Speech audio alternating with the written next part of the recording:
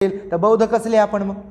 खाली नाम के बौद्ध मग, जय भीम म्हणण्यापुरते बौद्ध मग. आपण आचरणिक बौद्ध असलो पाहिजे. तुमच्या आजूबाजूला तुम्ही वातावरण पहा कसं असते, नाही का?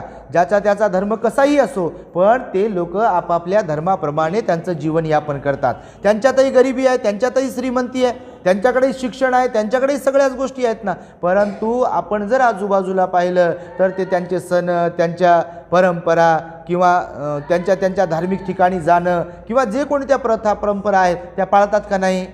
तर आपणही बौद्ध आहोत, तर मग ह्या सगळ्या गोष्टी आपल्यालाही माहिती असायला पाहिजे आणि आपणही धार्मिक जीवन जगलो पाहिजे. जर वडीलधारी लोक धार्मिक जीवन जगतील, चांगुलपणाने वागतील, चांगले बोलतील, तर लेकरांवरती तसे संस्कार होतील का नाही?